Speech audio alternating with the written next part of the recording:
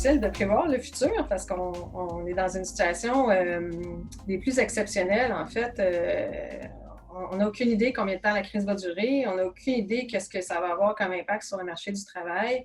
On peut présumer, par contre, de certaines choses. C'est que le télétravail, maintenant, ça va être devenu pas mal la norme. Comment on va pouvoir imposer à des employés de travailler au bureau constamment de 9 à 5, alors que là, ils ont tous été installés à distance avec leurs ordinateurs et que tout fonctionne bien, puis que les entreprises qui sont demeurées ouvertes ont continué de rouler en télétravail. Vous allez permettre de façon complètement discrétionnaire aux employés. Est-ce que vous allez dire à vos employés, vous avez droit de faire 3 jours de télétravail par mois? Choisissez lesquels, mais c'est ça, le restant, on veut vous voir au travail.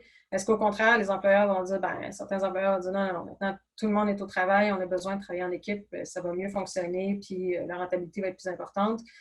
Soit, mais les règles vont devoir être super claires pour les employés, pour pas qu'il y ait pour pas qu'il y ait d'imbroglio, puis pour que vous puissiez user aussi de votre pouvoir de gestion de façon saine et claire. Parce que quand les règles ne sont pas claires, les employés ne savent pas trop se donner de la tête. Au niveau de l'opérationnel, vous pouvez déjà commencer à penser à ça, au retour au travail, parce que ce qu'on peut présumer, c'est que le retour au travail va probablement être progressif avec ce que le gouvernement a annoncé cette semaine. On disait que si on rouvrait les vannes des entreprises, il ne faudrait pas que tout le monde se retrouve dans le métro en même temps, mettons, pour ceux qui sont à Montréal. Donc, il faudrait que les horaires soient plus flexibles. Donc, on peut présumer que tout va reprendre du service, mais un peu progressivement. Donc, vous pouvez déjà prévoir, revoir votre manuel des employés. Évidemment, votre budget TI risque d'augmenter peut-être sensiblement parce que les employés qui ont goûté au télétravail vont probablement vouloir continuer en télétravail. Est-ce que le fait qu'ils aient amené leurs ordinateurs de bureau chez eux, j'imagine qu'ils ne traîneront pas ça dans le métro, dans leur sac à dos à tous les jours, en possession de tablette, là, mais donc il faudra voir, est-ce qu'effectivement vous permettez ça? Est-ce que vous payez pour finalement le double de l'appareil de votre équipement informatique pour permettre le télétravail maintenant aux employés qui font la navette entre chez eux et le bureau selon les jours. Les horaires de travail, les gens y ont goûté aussi. Est-ce que vous allez garder les mêmes horaires de travail ou vous allez devoir vous montrer plus flexible? Il y a beaucoup de gens qui parlent de l'impact de la crise sur le mode de vie des gens puis sur le fait de devoir ralentir. Pour ceux qui sont en télétravail avec des enfants, on trouve ça assez loin de nous, cette réalité-là, de ralentir, parce que c'est ça, c'est encore pire qu'avant. Là. On n'a jamais couru autant. Mais pour ceux qui n'ont pas travaillé momentanément, peut-être qu'ils vont vouloir effectivement un horaire de travail plus flexible ou plus allégé. Ensuite, système téléphonique, il va falloir prévoir aussi comment on gère ça. Si vous avez une réceptionniste et que les gens sont de plus en plus en télétravail, est-ce qu'on a un système téléphonique qui permet la réduction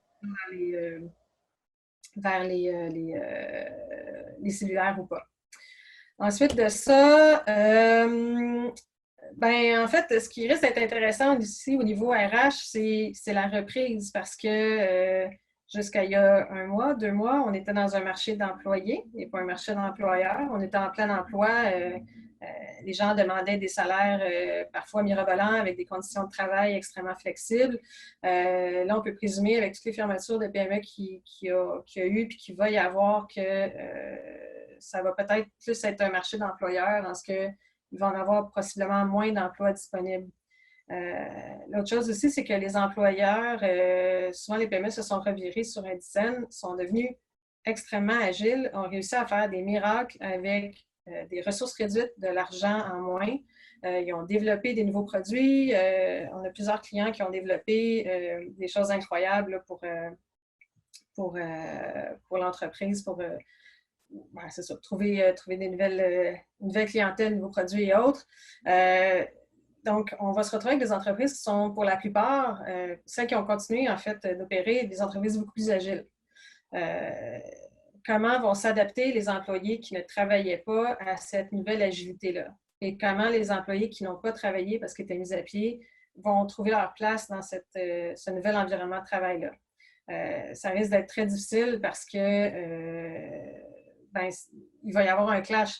Les employés qui sont restés à l'emploi vont probablement être assez épuisés, ceux qui ont des familles notamment ou ceux qui ont vécu un gros stress. Les employés qui n'ont pas travaillé vont être sur un beat beaucoup plus, peut-être plus relax. Donc, quand ils vont continuer de travailler, ils vont revenir au travail et il va peut-être avoir un petit clash à ce niveau-là. Donc, ce serait bon de prévoir un onboarding pour les employés. Donc, quand on réouvre les vannes et que tout le monde revient au travail, un peu faire comme si on repartait à zéro. Redéfinir les tâches, redéfinir les horaires de travail, réexpliquer à tout le monde qu'est-ce qu'on attend d'eux, ça va être quoi leur rôle. Faire du team building aussi pour s'assurer que tout le monde travaille dans le même sens, puis qu'il n'y a pas une dichotomie entre les équipes qui sont restées à l'emploi et les équipes qui étaient mises à pied.